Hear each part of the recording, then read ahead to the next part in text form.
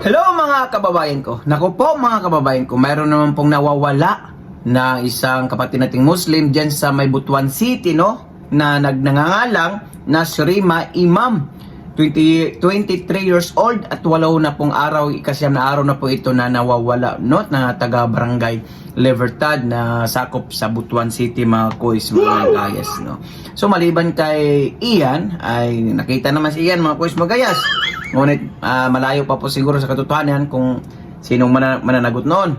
Ayan po, may nanawawala naman pong kapatid nating Muslims, no? Ito po, pakinggan po natin para maintindihan po natin at ipaliwanag po natin mamaya after this kasi Bisaya po ito. So without further ado, let's begin. Please follow, like, and share, and subscribe.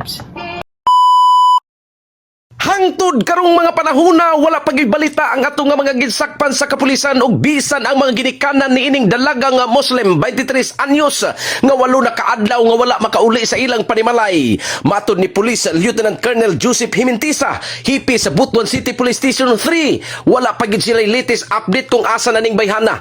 Ang maong babae na ilas pangalan nga si Shrima Imam, 23 anyos, residentes Purok 6, Villa Acosta, Barangay Libertad nga Nagbayan sa Butuan. Diin, katapusan kining nakita ato pang pizza 12 ning bulana, alas 5:30 sa buntag. Base sa pag-imbestigar sa kapulisan ngadto sa mga ginikanan, wala man matod pay problema kining ilang anak. Wala pud matod pa nila kini kasabi ni kalit na niglakaw nga wala mananghid og hangtod karon. Wala na pud ni kontak kung asa siya.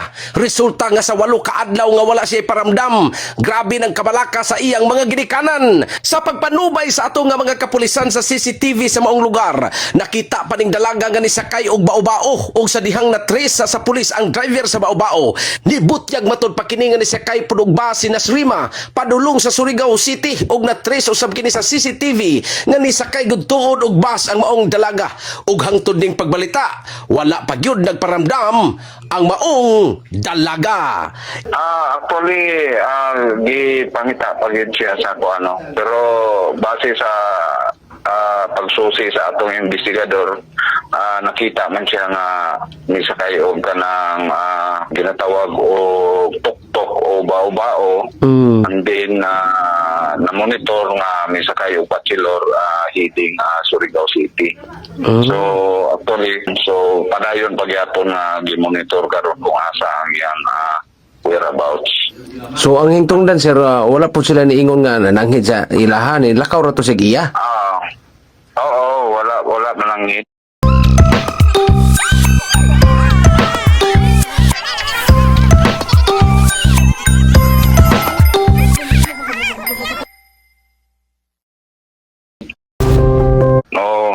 Nilakaw ra to iya. So ato gidudahan nga mikuyog siya sa maong kailan niya anak.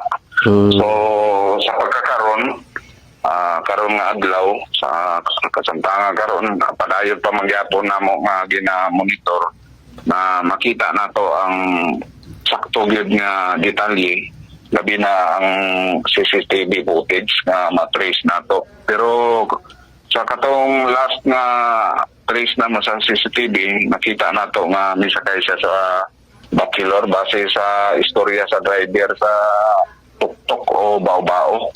So mao ko na Brigada Alex. So sa pagkakaroon mao lang mga atong updates pa. So wala kita ningon nga naay posible na nako nahitabo siya tungod kay nakita man siya nga ni sakay. Wala Alex, wala ingon nga. So kana siya nilakaw lang gid na kay siguro wala ta kay balo.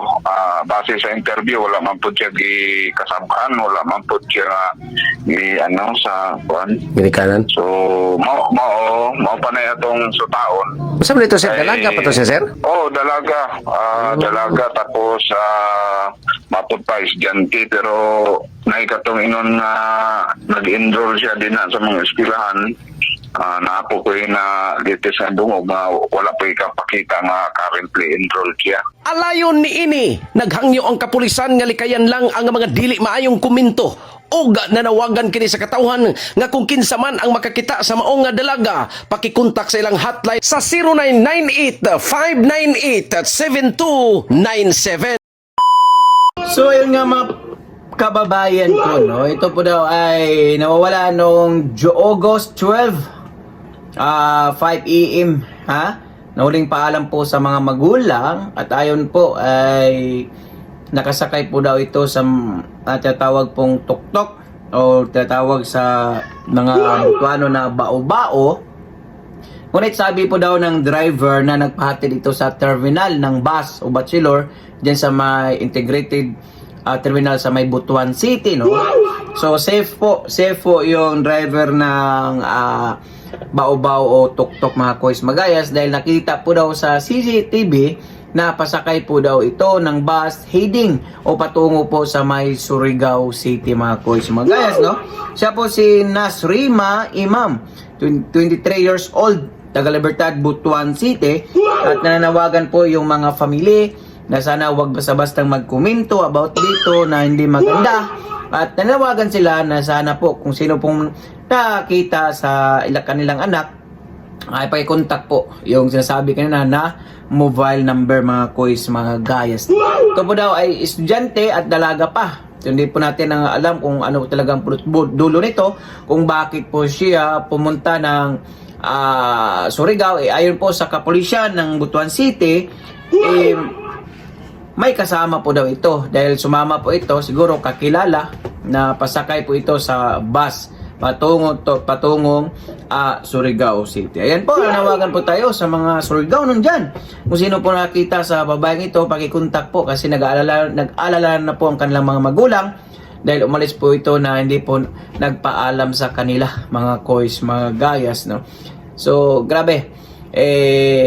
Update din po tayo. Sama na po natin yung update kay Ian Minyosa dito mga kois, mga gayas, no? So hanggang ngayon po, wala pa pong update yung mga kapulisyan dahil nga po, gaya ng sinasabi, aminado naman po sila na kulang po sila sa kagamitan para sa tukoy sa DNA test na nakita po nila na blood stains doon sa bahay ni Ian Minyosa at kailangan pa po daw itong ipapadala sa Davao City para malaboratory kung yung DNA test nito ay katugma kay Ian Minyosa. Hopefully and praying po tayo na case close na po itong kasong ito mga kois mga guys, no? At nanawagan po mga kapulisyan dyan sa LGU local government ng Butuan City, humingi po sila ng tulong financial para siguro po ay makapagbili po sila ng mga kagamitan, na mga high-tech na kagamitan para makapagtukoy sa mga example yung mga DNA test mga kois mga guys, na dahil wala pong kagamitan yung Butuan City